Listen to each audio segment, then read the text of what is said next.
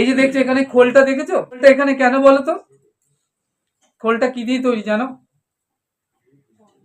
কিসের চামড়া? জুতোটা কি দিয়ে তৈরি? তা জুতোটা ওখানে কেন, খোলটা এখানে কেন বলো তো? খোলটা এখানে কেন? একই জিনিস দিয়ে তৈরি, দুটো জিনিস। না সেটা না, এই প্রসঙ্গটা কেন খোল এখানে কেন, জুতো বাইরে কেন, জুতোটা কেন এখানে এলো না?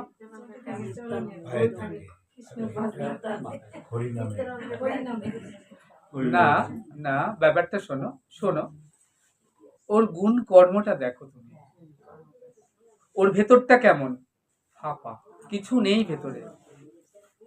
খোল কি বলে জানো, খোল কত কথা বলে, আমরা যে খোল বাজাই একটা তাল, তাকে দিকে তাকে দিকে দিকে টানা দিকে টানা তাকে দিকে তাকে দিকে দিকে টানা দিকে টানা দিকে টানা তাকে দিকে তাকে দিকে। খোল কি বলে শোনো, খুব যদি ভালো করে শোনো, যারা খোল বাজায় তারা জানে, তাহলে তাহলে বুঝতে পারবে যে খোল কত কথা বলে। খোল বলছে তাকে ধিক, যে এখনো গুরুপাদ পদ্ম আশ্রয় করেনি তাকে ধিক, যে সৎসঙ্গে সাধু সঙ্গ করে না তাকে ধিক, যে এখনো তিলক আদি মালা করে না তাকে ধিক, যার কণ্ঠে এখনো তুলসী মালা নেই তাকে ধিক, যে ভগবানকে ভোগ লাগায় না তাকে ধিক, যে তুলসী চরণে জলে দেয় না তাকে ধিক, যে পিতামাতা সেবা করে না তাকে ধিক, যে সাধুগুরু বৈষ্ণবকে সমাদর করে না তাকে ধিক, যে গঙ্গায় যায় না তাকে ধিক, তাকে ধিক ধিকে তারা দিকে তারা দিকে তারা তাকে দিকে তাকে দিকে তাকে ধিক ধিক ধিক ধিক। এটাই খোল বাজায় প্রতিনিয়ত। যার কান আছে সে শোনে। তাহলে কাঁচা কানে পাকা কথা ঢোকে না। কান তোমার আমাদের 84 লাখ জনি ধরে আমরা বিষয়ের কথা শুনছি, দিবস রজনী আবলে তাবল কচনা পাচালে পারো, অমন শত কথার মাঝে একটি বড়কে তুমি হরি বলিতে নারো। বলতো সকাল থেকে রাত পর্যন্ত আমরা এত কথা বলি, এত কথা বলি, মোবাইলে চার্জ শেষ হয়, চার্জ দিয়েও কথা বলি, কেমন আছোস না আছোস, কি খাস কি যা। আরে এই কথা জীবনের কোনোদিনও পরবর্তী হবে না, তুমি এক একটা করে আরো বন্ধনে জড়িয়ে যাচ্ছ। কহ তো কৃষ্ণ কথা। তুমি যদি কথা বলতেই চাও সে কথা বলো, যে কথায় বন্ধন খুলবে, উল্টো দিকে খুলবে।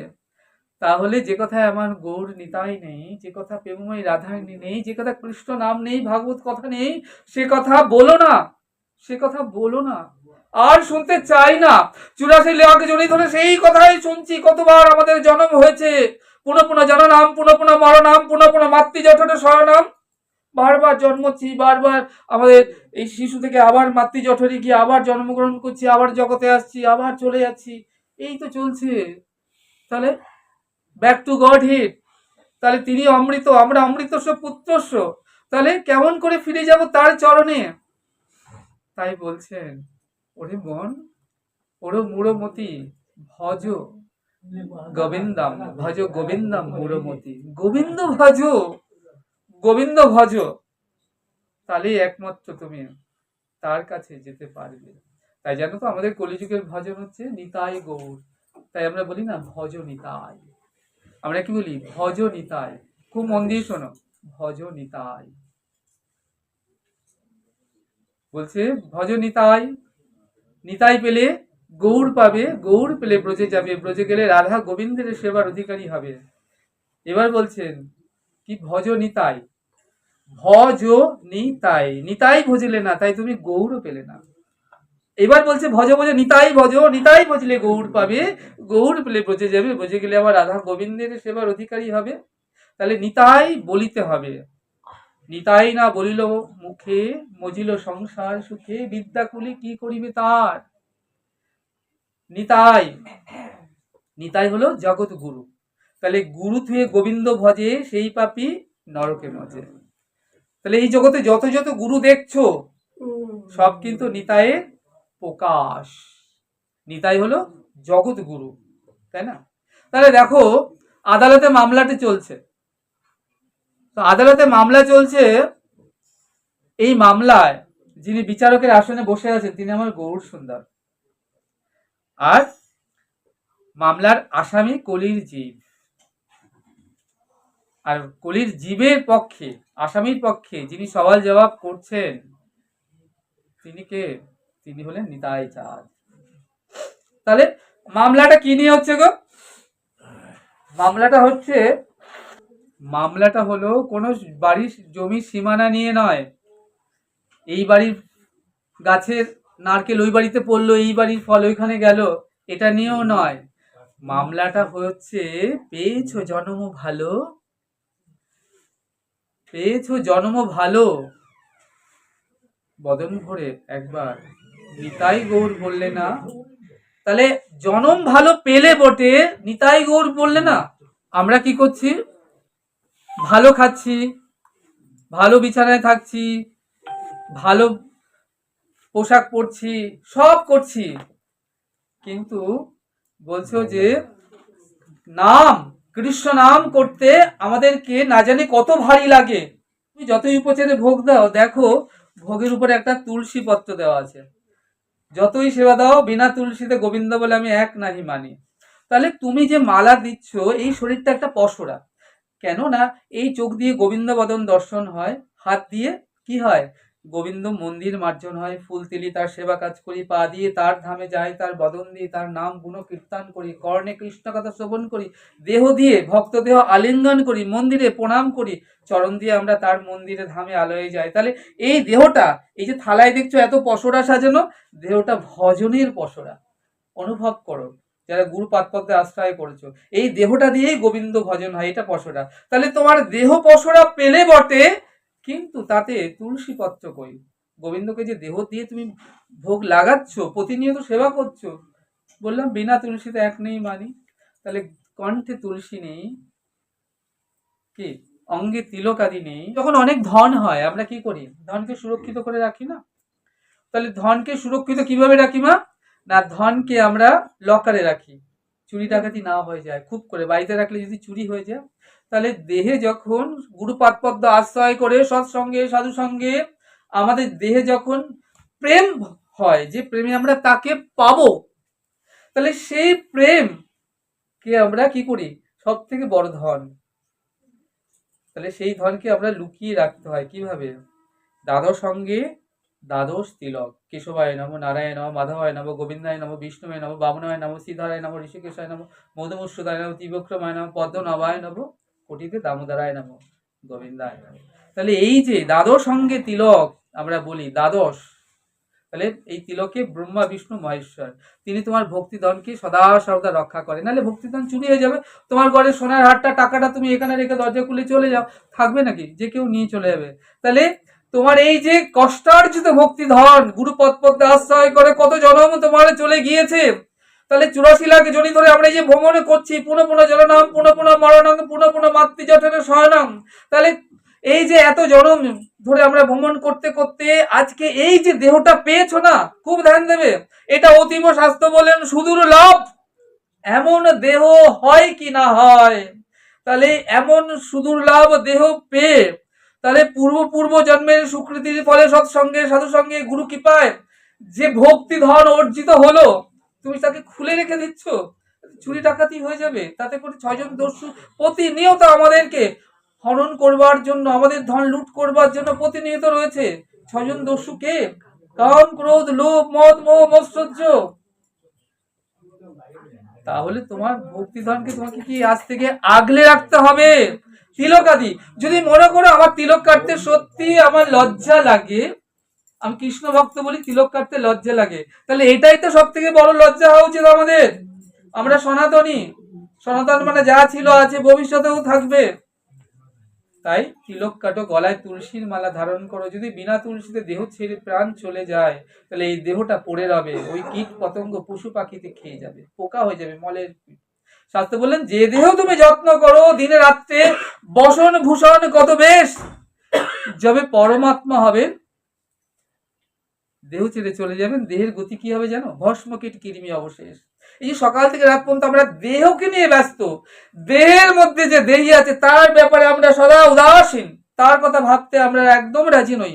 দেহকে নিয়ে ব্যস্ত, ডাল ভাত ভালো মন্দ খাবো, দেহকে ভালো মন্দ খেলে তো দেহের পুষ্টি হয়, কিন্তু ভেতরে দেহের ভেতরে যে দেহি আছে, দেহি যে দিনের পর দিন শুকিয়ে যাচ্ছে, রুগ্ন হয়ে যাচ্ছে, তার খাবার কি? নাম, কৃষ্ণ নামামৃত পান।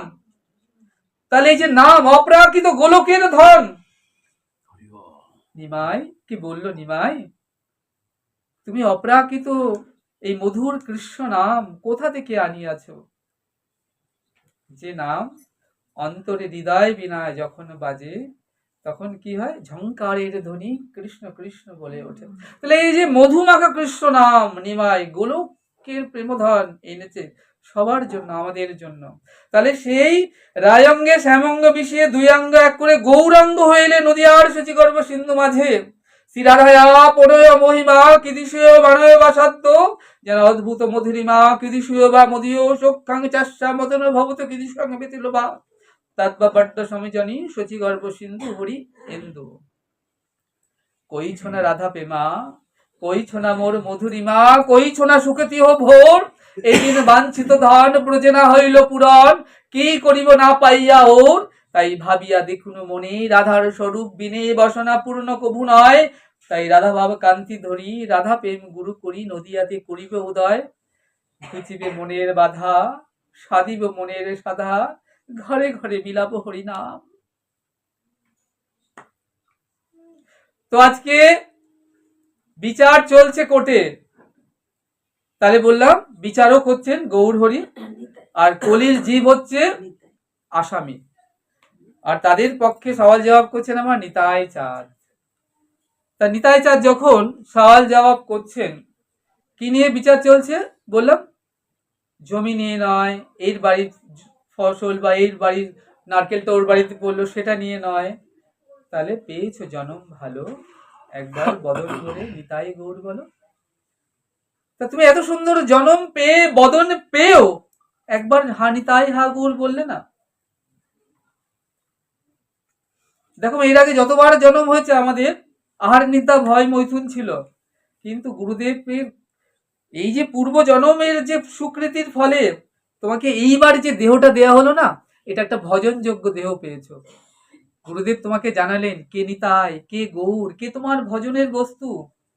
তাহলে এমন সুন্দর মানব দেহ আর হয় কি না হয়, তাই এমন সুন্দর ভজনযোগ্য দেহ পেয়েও যদি হা নিতাই হা গৌর না বলো, তাহলে উপায় কি হবে মা? তাই বলছেন পেয়েছো জনম ভালো, বদন করে একবার হানিতাই হা গৌর বলো। বলো তো হানিতাই গৌর।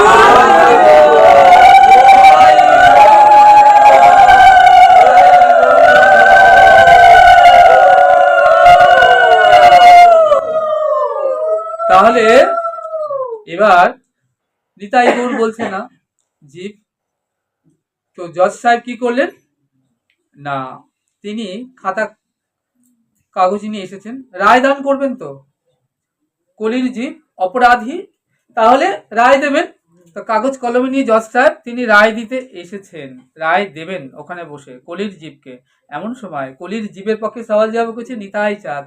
নিতাই চাঁদ কি করলেন না, বিচারক গৌর হরিকে বলছেন নিবেদন করে যে যে কলির জীব মন্দ ভাগ্য, কলির জীব দুরমতি, তমগুণে আচ্ছন্ন, কলির জীব অন্নগত প্রাণ, অধবতে মন, কামিনী কাঞ্চনে আসক্ত, তাতে করে কলির জীব বড় দুঃখী, বড় কাঙাল।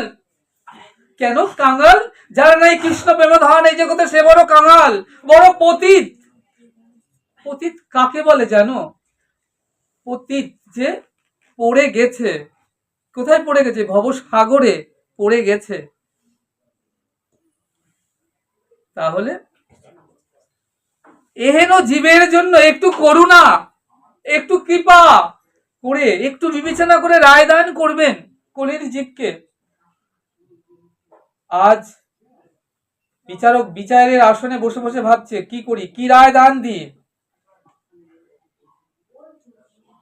মৃত্যুদণ্ড, যাবজ্জীবন কারাদণ্ড, না হলে প্রাণদণ্ড, এই তো রায়, তিনটেই রায়।